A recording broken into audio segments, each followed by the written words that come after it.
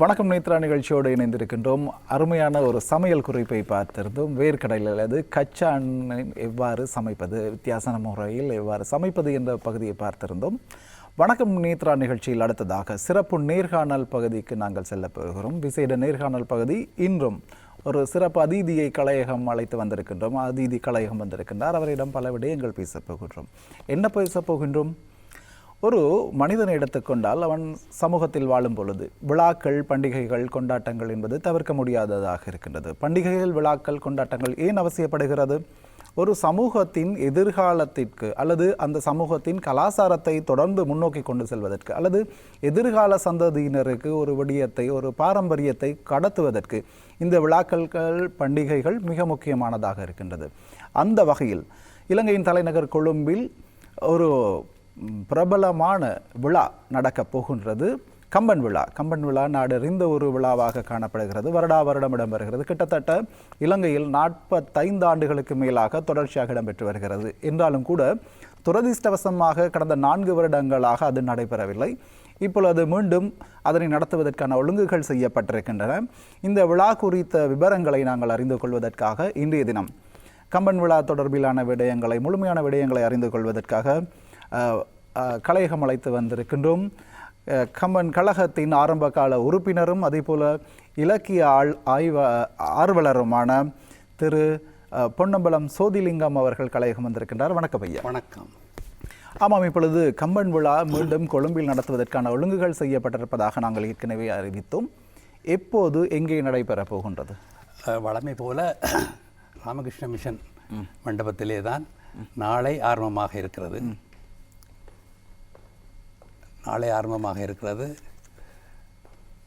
நாளை மாலை 5 மணி அளவில் கொழும்பு வெள்ளவத்த ஐஸ்வர்யலட்சுமி கோவில் வாசலில் இருந்து கம்பனுடைய திருவுருவப்படம், ராமர் விக்கிரகங்கள் என்பன ஊர்வலமாக ராமகிருஷ்ண மிஷனுக்கு எடுத்து செல்லப்பட்டு அங்கே இந்த விழா ஆரம்பிக்கப்படும்.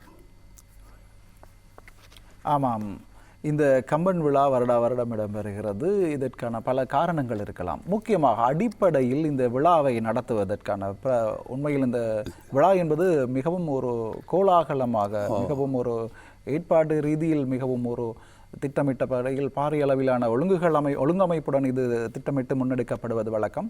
இந்த விழா நடத்துவதற்கான நோக்கம், அடிப்படை நோக்கம் என்னவாக இருக்கிறது? எங்களுடைய அந்த மகுட வாக்கியத்திலேயே நாங்கள் அந்த நோக்கத்தை சொல்லியிருக்கிறோம். அதாவது கம்பன் புகழ் பாடி கன்னித்தமிழ் வளர்ப்போம் என்று. அப்போ மெயின் நோக்கம் முக்கியமான நோக்கமே கன்னித்தமிழ் வளர்ப்பது தான். எங்களுடைய இருப்பை நிலைநிறுத்த வேணும்.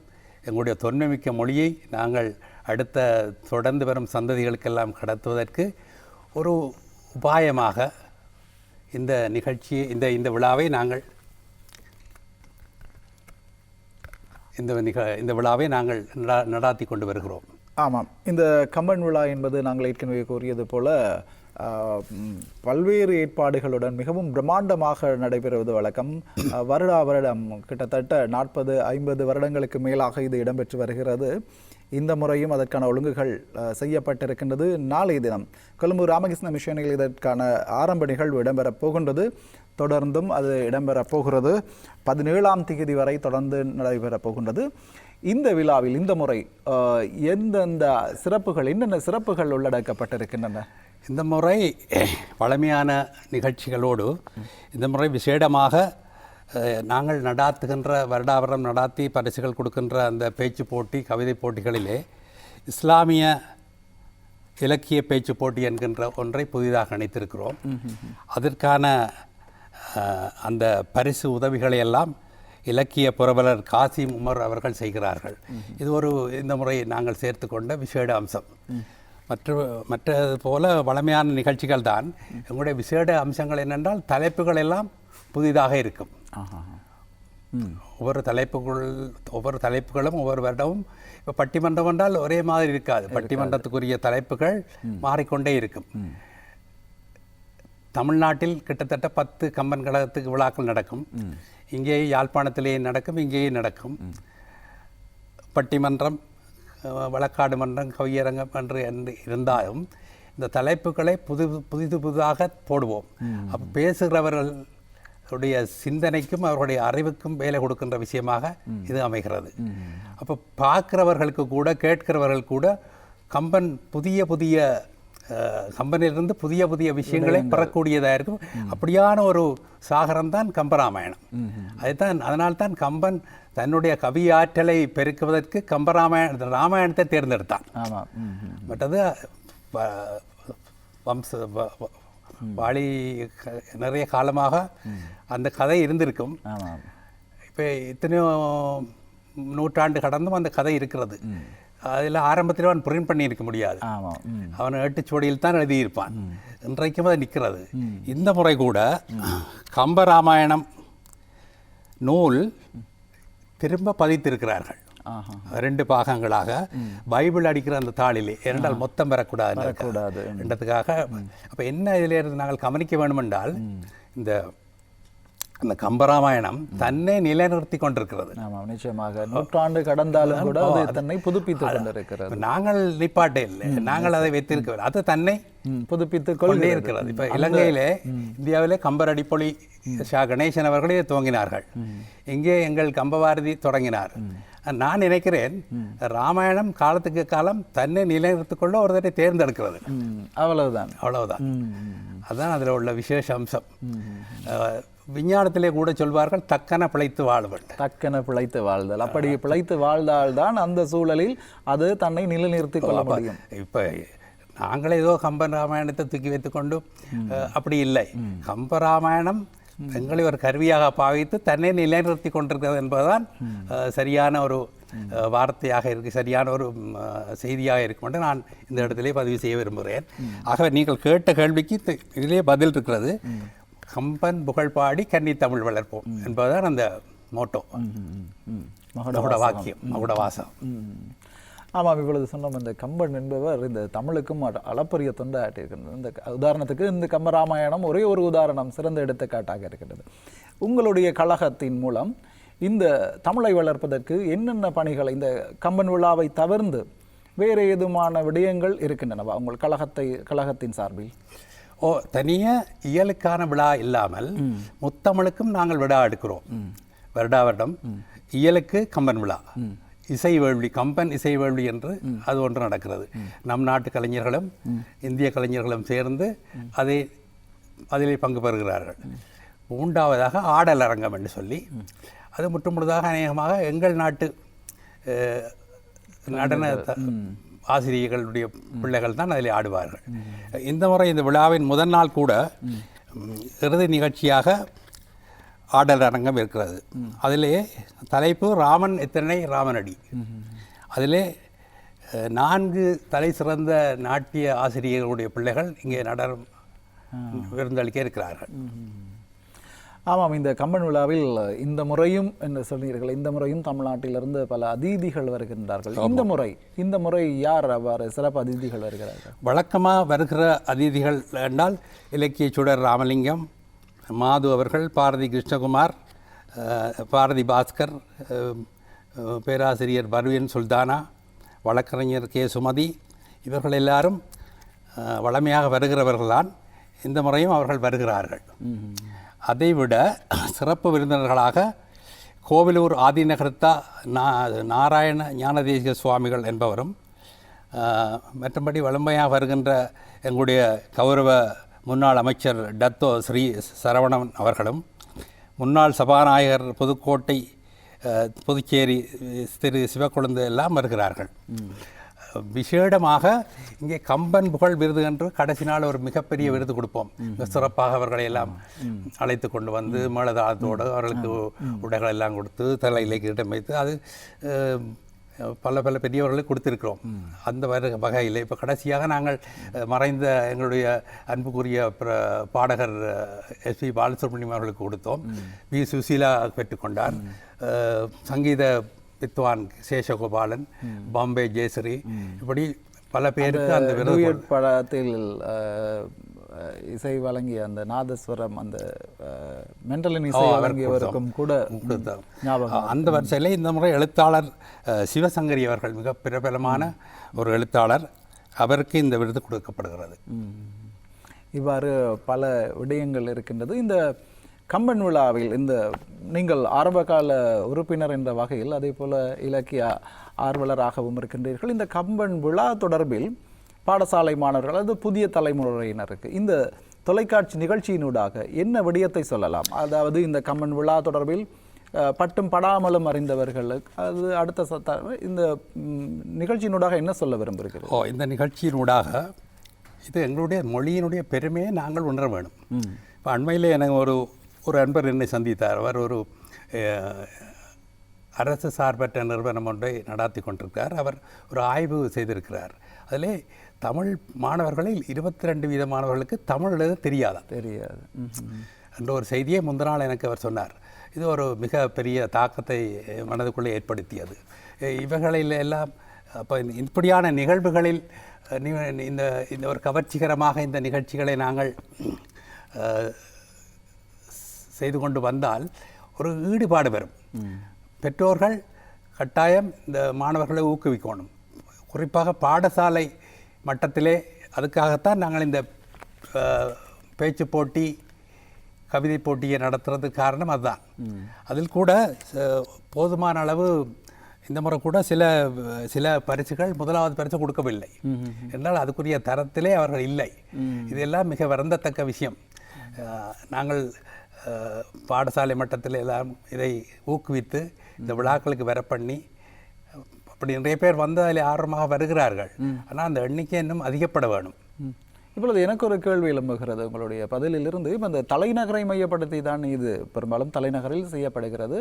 தலைநகரை அண்டிய மாணவர்கள் தமிழ் மாணவர்களுக்கு இந்த தமிழறிவு இயல்பாக சென்றடைகிறது. இலங்கையை பொறுத்தளவில் பிற மாவட்டங்கள் கொழும்பை தவிர வெளி மாவட்டங்கள் நிறைய இருக்கின்றன.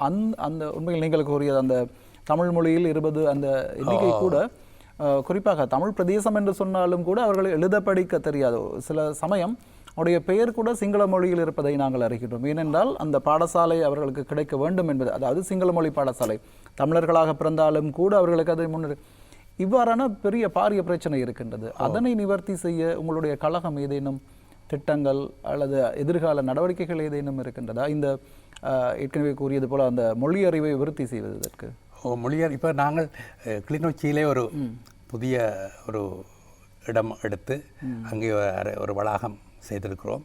அங்கே இதற்கான ஆரம்ப வேலைகள் இப்போ நடந்து கொண்டிருக்கின்றன. ஆகவே அது எதிர்காலத்தில் நீங்கள் சொன்ன வகையிலே அது அங்கே விருத்தி செய்யப்படும். இலங்கையின் பல்வேறு மாவட்டங்களிலும் அங்கே போய் அவர்கள் தங்களுடைய அறிவை விருத்தி செய்யக்கூடிய வகையிலே அதுக்குரிய ஏற்பாடுகள் எல்லாம் இப்போ தான் அந்த கட்டிடம் பூர்த்தியாக இருக்கிறது. ஆகவே அங்கே உங்களுடைய அவா நிறைவேற்றப்படும் என்று நான் நினைக்கிறேன். ஆமாம், உண்மையில் அது காலத்தின் தேவையாக இருக்கின்றது. தொன்மையான மொழி தமிழ் என்றாலும் கூட அதற்கான சில பாதிப்புகள் இருக்கத்தான் செய்கிறது. இலங்கை போன்ற ஒரு தமிழ்நாட்டிலிருந்து தமிழர்கள் செறிந்து வாழும் ஒரு பல பிரதேசங்களில் அந்த சிக்கல் இருக்கிறது. சரி, இப்பொழுது இந்த கம்பன் விழா இலங்கையில் ஆரம்பிக்கப்பட்டது. எப்பொழுது ஆரம்பிக்கப்பட்டது? அதன் ஆரம்பம், அதன் வளர்ச்சி போக்கை அதென்ன விபரமாக சொல்லுங்க. அது எப்படி என்றால், இந்த நான் கூட சிறு வயதிலே அந்த காலத்திலே நான் அறிய யாழ்ப்பாணத்திலே இப்போது இருக்கிறது திருஞான சம்பந்தர் ஆதீனம், அதை தோற்றுவித்தவர் சுவாமிநாத தம்பிரான். அவர் முதலிலே அந்த துறவரம் பூன முதலே ஸ்ரீ மணிபாகவாதர் என்ற பெயரில் கதாபிரசங்கள் செய்து கொண்டு வந்தார். அவர் அந்த காலத்திலே இந்த ராமகதையை இசை உபன்யாசமாக செய்தவர். அதுக்கு முதலும் அது இருந்திருக்கும். அதுக்கு பிறகு இந்த புது எங்களோட இந்தியா கம்பன் விழாக்கள் நடக்கும். காரைக்குடி கம்பன் விழா தொகுப்பெல்லாம் போடுவார்கள்.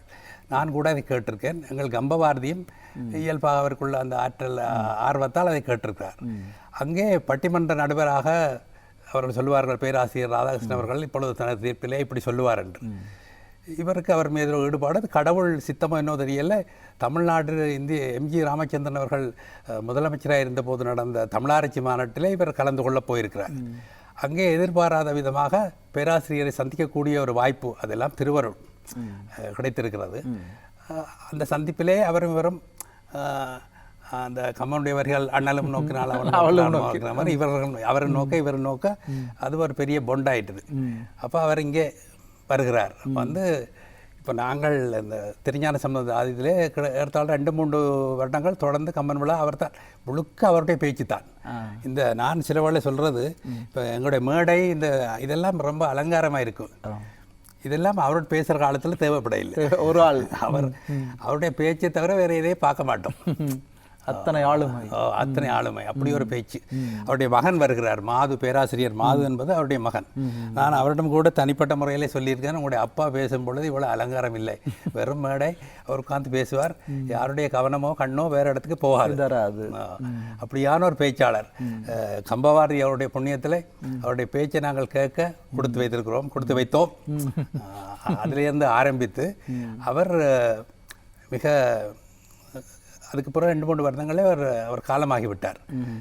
தொடர்ந்து இந்த கம்பன் விழாவை பிறகு இவர்கள் அழகாக செய்து கொண்டு வந்தார்கள். ஆரம்ப காலத்திலே இப்போ நீங்கள் நினைக்கிறீங்க தமிழ்நாட்டு அறிஞர்கள் எல்லாம் வர முடியாது. எங்கள் ஊர் அறிஞர்களை கொண்டு, கவிஞர்களை கொண்டு, நல்லை ஆதீனத்திலும், பிறகு நல்லூர் வடக்கு வீதி பிரம்மாண்டமான வீதியில் பிரம்மாண்டமான சொக்கட்டான் பந்தல்னு சொல்லுவார், பெரிய பந்தல் போட்டு அதிலே கிட்டத்தட்ட 2-3 வருடங்கள் நாங்கள் இந்த இடப்பெயர்வுக்கு முதல் அங்கே மிகப்பெரிய விழா கொண்டாடினோம். ஓகே, அதுக்கு பிறகுதான் இந்த சூழ்நிலையால் கொழும்புக்கு வர வேண்டி வந்தது. தமிழ் ஆர்வம் கொழும்பிலும் அதை தொடர்ந்தது. இப்போ யாழ்ப்பாணத்திலேயும் நடக்குது. யாழ்ப்பாணத்திலேயும் செய்வோம், கொழும்பிலேயும் செய்கிறோம். நீங்கள் சொல்கிற மாதிரி வேறு இடங்கள், மலையகம் போன்ற இடங்களிலும் உங்களுடையவா அப்படி இருக்கிறது. அங்கேயும் அப்படி எதிர்காலம் இப்போ இதை கேட்டுக்கொண்டிருப்பார்கள் கழகத்தினர். ஆகவே அவர்கள் அதுக்கு அதை செயல்படுத்துவார்கள் என்ற ஒரு நம்பிக்கை எனக்கும் இருக்கிறது. ஆமாம், உண்மையில் ஒரு அழகான ஒரு விடயத்தை கூறியிருந்தார். இந்த கம்பன் விழா 2024 நாளை ஆரம்பமாக இருக்கின்றது. ராமகிருஷ்ண மிஷனில் எதிர்வரும் 17ஆம் தேதி அது இடம்பெறப் போகின்றது.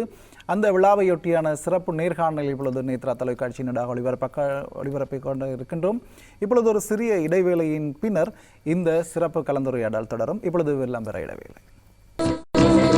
வணக்க நேத்ரா நிகழ்ச்சியின் சிறப்பு நேர்காணல் பகுதியோடு இணைந்திருக்கின்றோம். கம்பன் விழா 2024 இந்த முறை கொழும்பில், தலைநகர் கொழும்பில் ராமகிருஷ்ண மிஷனில் நாளை ஆரம்பமாக போகிறது. நாளை, அதாவது 14, 15, 16, 17 ஆகிய 4 தினங்கள் தொடர்ந்தும் இடம்பெறப் போகின்றது. இந்த நிகழ்வு குறித்தான சிறப்பு நேர்காணல் இன்றைய தினம் நேரடியாக கலையகத்திலிருந்து ஒளிபரப்பு செய்யப்படுகிறது. இன்றைய நேர்காணல் நிகழ்ச்சிக்கு கம்பன் கழக உறுப்பினர், ஆரம்பகால உறுப்பினரும் அதுபோல இலக்கிய ஆர்வலருமான பொன்னம்பலம் சோதிலிங்கம் ஐயா கலையகம் வந்திருக்கின்றார். அவருடன் நிறைய விடயங்கள் நாங்கள் பேசிக்கொண்டிருக்கின்றோம். ஐயா, அடுத்ததாக இந்த கம்பன் விழா என்பது, கம்பன் விழாவில் பொதுவாக பல சிறப்பம்சங்கள் இருக்கின்றன. அதிலும் குறிப்பாக இந்த விருதுகள் என்பது, கம்பன் விருதுகள் என்பது மிகவும் ஒரு தனிச்சிறப்பு வாய்ந்ததாக இருக்கின்றது. நீங்கள் ஏற்கனவே கூறியது போல பல ஜாம்பவான்கள் கௌரவிக்கப்பட்டிருக்கின்றார்கள், விருது பெற்றிருக்கின்றார்கள். இந்த விருதுக்குரியவர்கள் எந்த அடிப்படையில் தெரிவு செய்யப்படுகிறார்கள்? இந்த முறை சிறப்பாக யாரை எதன் அடிப்படையில் தெரிவு செய்ய? இதில் இந்த விருதுகள் 2 பிரிவாக இருக்கிறது. இப்போ பாருங்க, கடைசி நாள் சான்றோர் விருது, முதல் நாள் நாங்கள் அறக்கட்டளை விருதுகள் என்று வழங்குகிறோம். இதிலே தங்களுடைய வாழ்நாளிலே கௌரவிக்கப்பட வேண்டியவர்கள் கட்டாயம் கௌரவிக்கப்பட வேண்டும் என்கின்ற ஒரு நோக்கத்திற்காக அவர்கள் வாழ்நாளிலே அவர்களை கௌரவிக்க, சில வேளை அவர்கள் கௌரவிக்கப்படாமல் போயிருக்கலாம். அவர்களை தேர்ந்தெடுத்து நாங்கள் அவர்களுக்கு வாழ்நாளிலே அவர்களை கௌரவித்து அவர்களுக்கு ஒரு மனதிலே ஒரு சந்தோஷத்தையும், சமூகத்திலே அவர்கள் அங்கீகாரத்தை இன்னும் சற்று அதிகமாக நிலைநிறுத்தவும் இந்த விருதுகள் உதவும். ஆகவே அந்த அடிப்படையிலே தான் நாங்கள் இந்த விருதுகளை தேர்ந்தெடுக்கிறோம், விருதுக்கானவர்களை தேர்ந்தெடுக்கிறோம். அந்த வகையிலே இந்த முறை தமிழ்நாட்டிலிருந்து சிவாலயம் ஜே மோகன் என்பவர் நாவலர் விருது வழங்கப்படுகிறார். உங்களுக்கு தெரியும், சங்கீத பூஷணம் பொன் ஸ்ரீ வாமதேவன் என்ற ஒருவர் நிறைய மாணவர்களை உருவாக்கியவர், பாடுவார், வயலின் வாசிப்பார். அவருக்கு இந்த முறை இந்த விருது கொடுக்கப்படுகிறது. யாழ்ப்பாணத்திலே பல்கலைக்கழகத்திலே ஒரு பேராசிரியராக, தமிழ்துறை பேராசிரியராக இருந்த சிவலிங்கராஜா அவர்கள் கம்பன் கழகத்தோடு மிக ஈடுபாடு உள்ளவர், தமிழ் மீது அதிக ஆர்வம் உள்ளவர். அவருக்கு நுண்மான் நுழைபுலம் ஆய்வு விருது கொடுக்கப்படுகிறது. மேமன் கவி என்று அவர் ஒரு பகா இனத்தை சேர்ந்தவர். ஆனால் தமிழ் மீது ஆர்வத்தால் நிறைய கவிதைகள் செய்கிற ஒரு தமிழ் ஆர்வலர். அவரெல்லாம் இப்படியான ஒரு கௌரவம் அவருக்கு கிடைத்திருக்காது. அவை அவர் கட்டாயம் அவருக்கு கௌரவிக்கப்பட வேண்டிய ஆள். எங்களுடைய கவியரங்க நிகழ்ச்சிகளில் கூட அவர் கவிதை பாடியிருக்கிறார். எந்த விழாக்கள் தவறாமல் வருவார். அப்படியான ஒரு அன்பர் அவருக்கு. அடுத்தது இந்த முறை எல்லாருக்கும் தெரியும், இந்த எங்களுடைய கிரிக்கெட் டீமிலே யாழ்ப்பாணத்து பையன் விஜயாஸ்காந்த், அவர் நாளைக்கு இப்போ அமெரிக்காவில் இருப்பார் நினைக்கிறேன். அவருக்கும் நாங்கள் இந்த ஏற்றமிகு இளைஞர் விருது, இது வந்து சாலமன் பாப்பையா அவர்கள் தான் இதை உருவாக்கினது. அவர் ஒரு முறை வந்த பொழுது அவருக்கு இவர்கள் கொடுத்த சன்மானத்தை அவர் ஏற்றுக்கொள்ளவில்லை. அதை வைத்து நீங்கள் வருடம் ஏற்றமிகு இளைஞர் விருது கொடுங்கள்னு சொல்லி போய் அந்த தான் தொடர்ந்து வந்து கொண்டிருக்கிறது. ஒரு வருஷம் இளம்பிராயத்திலே உள்ள சிறப்பானவர்களை தேர்ந்தெடுத்து கொடுத்து கொண்டு வருகிறார்கள். அது அந்த பரிசு கிடைக்காதவர்களுக்கும் ஒரு ஊக்கமாக இருக்கும். கிடைக்குதோ கிடைக்கலையோ இப்படி போகலாம், இப்படி வரலாம், பெருமை கிடைக்கும் என்று அதில் ஈடுபடுவார்கள். அந்த நோக்கத்திலே அது நடக்கிறது. பின்னாலே சான்றோர் விருது என்று வருகிறது.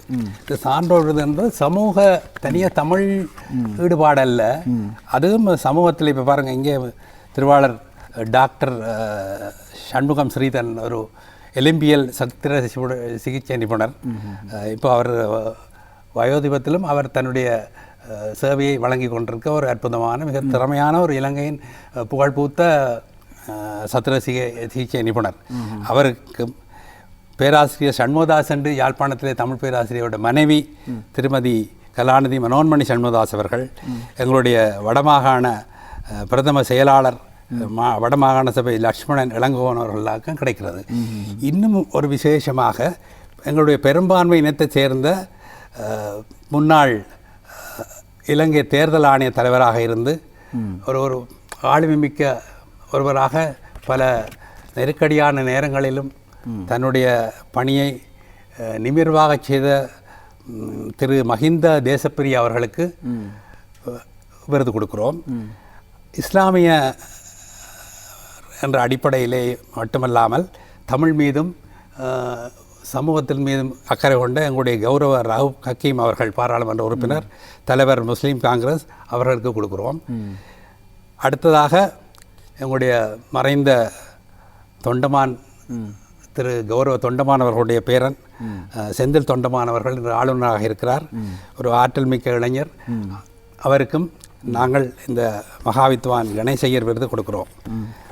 இவைகளெல்லாம் நாங்கள் இப்படி நிறைய பேருக்கு கொடுக்கலாம்.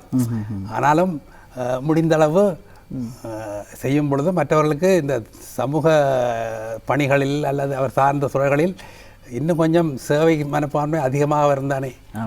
ஆகவே அதனாலே இந்த விருதுகள் அவர்களை மட்டுமல்ல, அவர்களை சார்ந்தவர்கள் இன்னும் அந்த துறையில் இருப்பவர்களுக்கும் ஒரு ஊக்கத்தையும் ஆக்கத்தையும் கொடுக்கும் என்று நம்பித்தான் இந்த விருதுகள் கொடுக்கப்படுகின்றன. என்றவரை நாங்கள் வருடாவரம் எல்லோரையும் அவர்கள் வாழ்நாளிலேயே நாங்கள் சந்தோஷப்படுத்தி கௌரவிக்க வேண்டும் என்றதான் இந்த அடிப்படை நோக்கம்.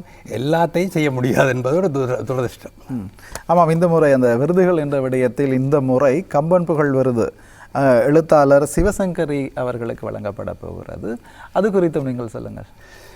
இது வளமையாக எழுத்தாளர் தமிழ்நாட்டிலே பல பேர் ஒரு ஆளுமை மிக்க ஆக்களாக இருக்கிறார்கள். அது சிவசங்கரை போல நிறைய பேர் இருப்பினும், ஆனால் தமிழ் மீதும் இந்த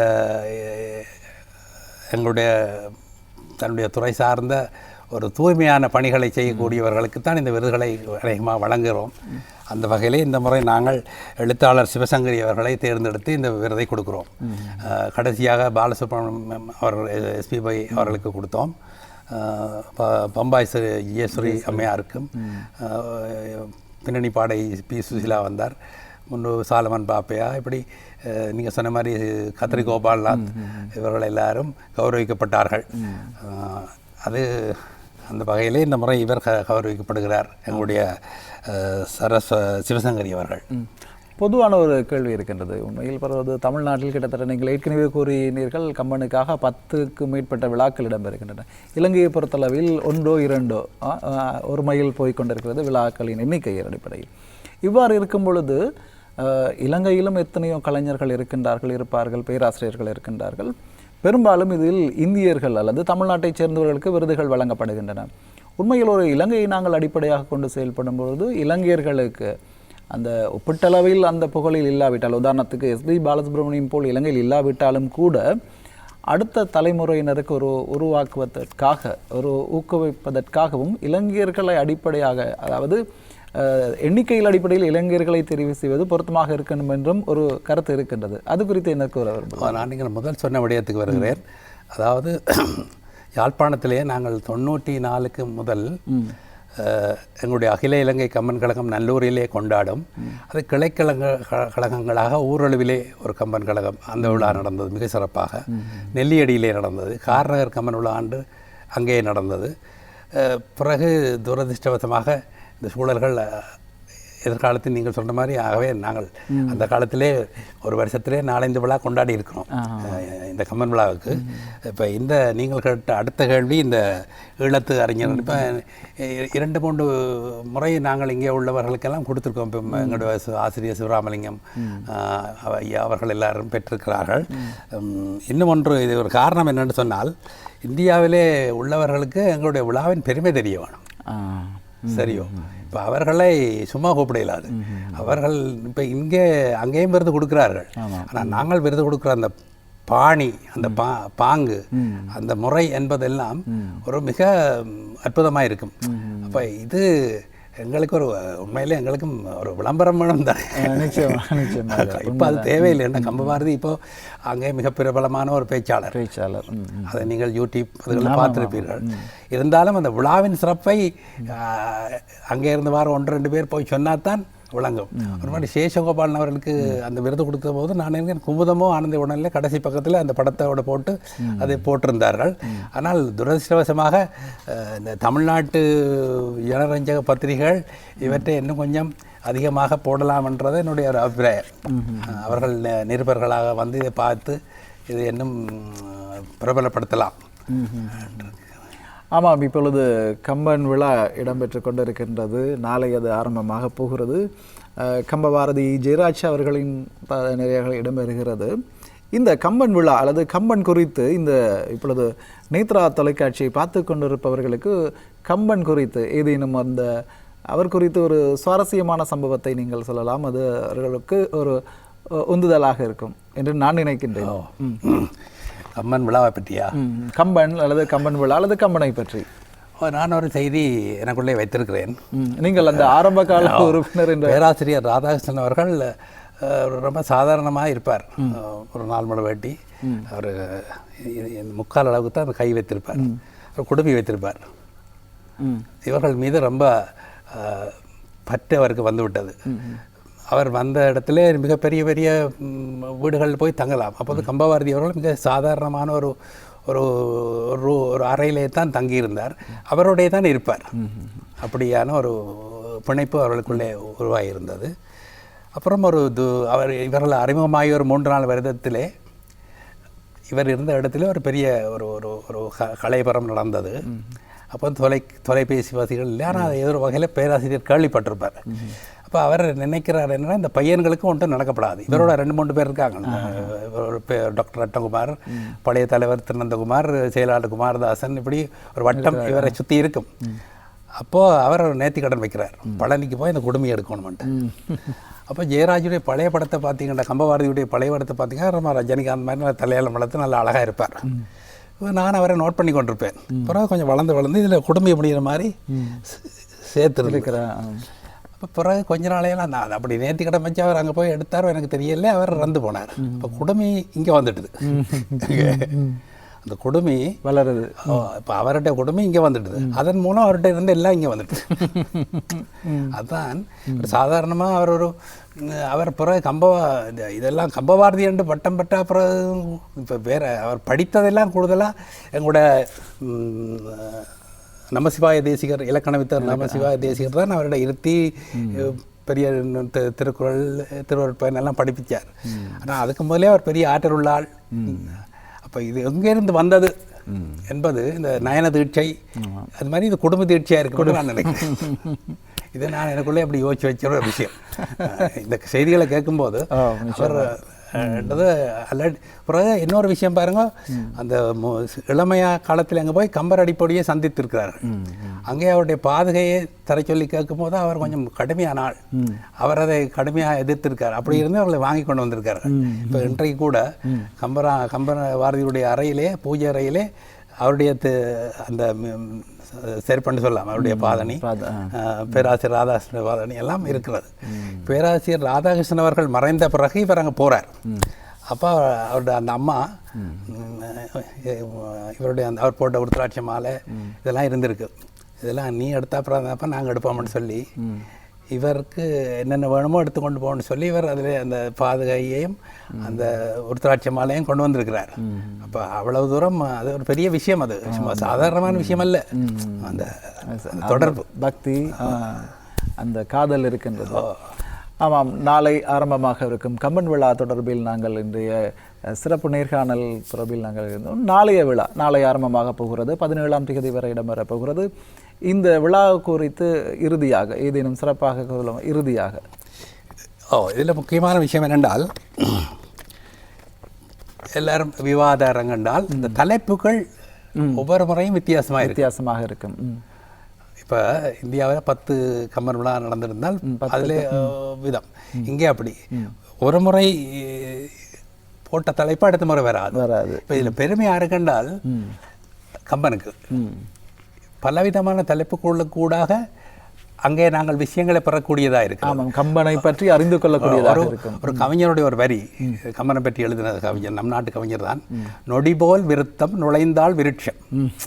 கம்பனுடைய கவிதைகள் நொடி போல இருக்கும். நுழைந்தால் விருட்சம்.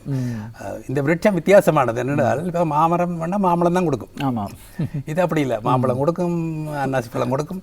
இல்லை, அப்படி பலவிதமான சுவைகளை தரக்கூடிய ஒரு விருட்சமாக இந்த கம்பனுடைய பாடல்கள் இருக்கிறது. நான் நினைக்கிறேன், கம்பன் தன்னுடைய கவியாற்றலை வெளிப்படுத்த ஒரு கருவியாக இந்த கம்பராமாயணத்தை எடுத்தான்.